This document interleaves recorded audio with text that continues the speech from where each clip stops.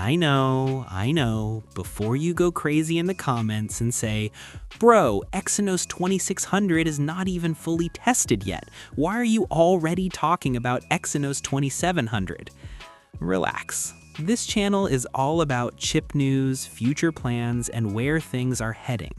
And this Exynos 2700 news is actually very important. Because if this report is true, Samsung is about to make a big move against Qualcomm.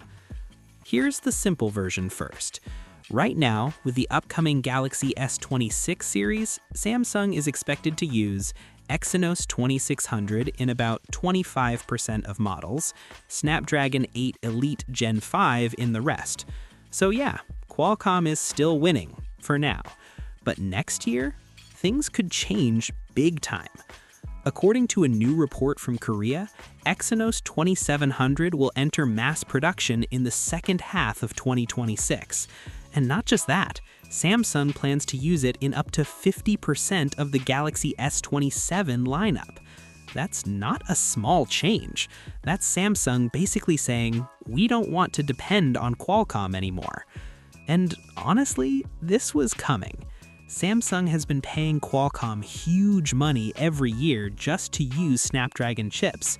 If Samsung can make a strong Exynos chip and use it in half of their flagships, that's billions saved. Now let's talk about why Samsung suddenly feels confident. The big reason is 2nm GAA. Samsung's 2nm gate-all-around process is finally improving. Reports say yields are now around 50%, which is not perfect, but good enough to start mass production. And Samsung is not stopping there. They're already pushing their second generation 2nm called SF2P. This is the node expected to power the Exynos 2700. What's crazy is that Samsung reportedly finished the basic design of this process back in 2025. That means they've been quietly working on this for a long time. This is not rushed, this is planned. And here's where it gets really interesting. Samsung isn't just doing this for phones. If SF2P stabilizes, Samsung Foundry can attract new chip customers, reduce losses, and finally become profitable. In fact, Samsung is aiming for 2027 to be the year their foundry business finally makes real money. So Exynos 2700 isn't just a phone chip, it's part of Samsung's survival plan. Now let's talk about performance, because I know that's what you care about. A leaked benchmark already hinted at a very weird CPU setup, 4 + 1 + 4 + 1. Yeah, that's not normal. This likely means Samsung is experimenting heavily with efficiency, heat control, and sustained performance. And after what we're seeing with Exynos 2600 and HPB, this makes sense. Samsung is clearly done chasing crazy clock speeds just for headlines. They're focusing more on stable performance, less throttling, and better battery life. And that matters a lot for gaming. Now think about where the market is going. More and more companies are betting big on gaming phones. RedMagic, OnePlus, iQOO 15 Ultra. These brands care about consistency, not just peak numbers. If Samsung can prove Exynos 2700 is cool, stable, and efficient, then suddenly Exynos doesn't look like the bad chip anymore. And remember, Samsung also controls the chip, the software, and the cooling design. That level of control is powerful.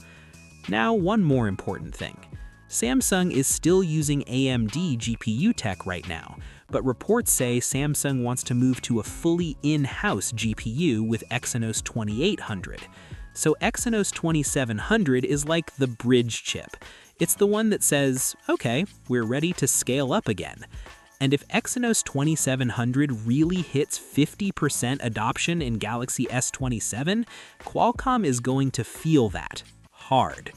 Less Snapdragon phones means less revenue for Qualcomm, less control over Samsung, and more pressure to innovate, which is actually good for us as users.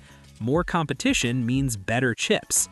So yeah, even though Exynos 2600 is still fresh, talking about Exynos 2700 makes total sense, because Samsung is clearly playing the long game now. This is not just about benchmarks, it's about control, money, and the future of mobile performance, especially gaming. If Samsung gets this right, the Exynos comeback is not a meme anymore, it's real.